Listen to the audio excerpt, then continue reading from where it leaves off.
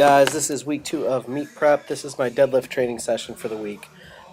Because of all of the work that I had earlier this week with the filming that we did on Tuesday, I decided to take an extra day of recovery, obviously, and push the deadlift training session out to Friday this week rather than pulling on Thursdays like I normally do.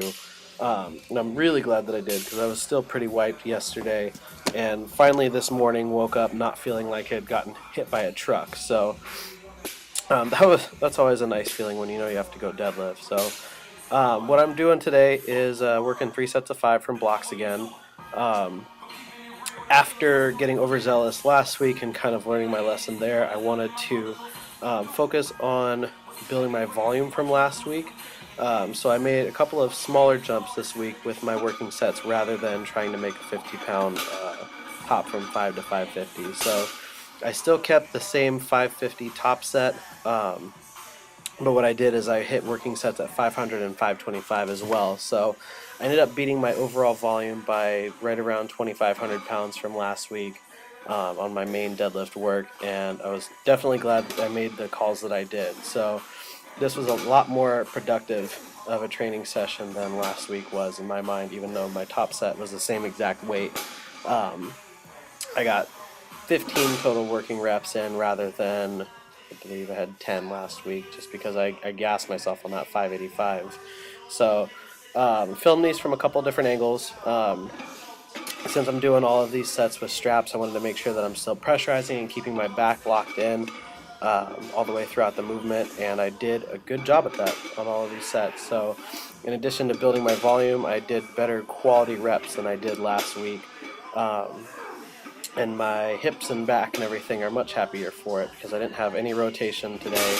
Everything's still feeling nice and solid. So this is that top set of 550. Definitely harder than last week just because I'm 10 reps in by the time I got to it, but I held position the entire time. I'm really focusing on getting that bracing and then also locking the lats in by internally rotating pulling my elbows in towards my sides.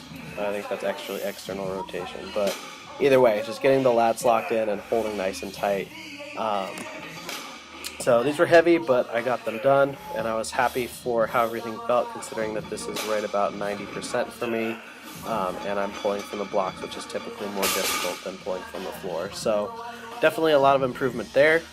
Because I didn't rotate my hips, I felt good enough to do some better quality accessory work.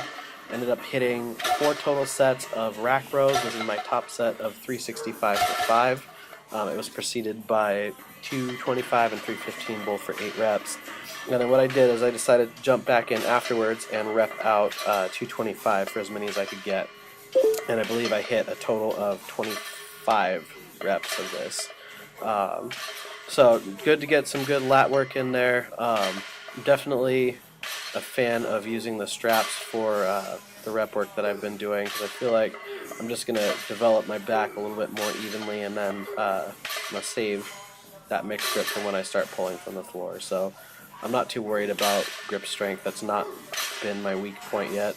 I think the rest of me isn't strong enough for my hands to be the missing link on my deadlift. So I'm taking a few steps backwards with that. So I followed the rack rows with some barbell shrugs today. I did these from the dead stop like I was doing in the off season, just because I feel like I'm really able to focus on driving up just with the traps and not using a whole bunch of momentum. Still getting a good squeeze up at the top. Worked to a top set of 475 for 5 after hitting 315 and 425 both for 8 reps. And then did the same thing that I did with my barbell rows and repped this out with 225. Ended up getting about 30 reps here. So followed this with some cable rowing and some of my rotational ab work using the woodchop variations, and called it a day. Anyways, that is it. I hope you enjoyed the video. If you did, please like and subscribe to my channel. If you haven't done so already, connect with me on Facebook and Instagram. And as always, check out our website at www.savagegym.com.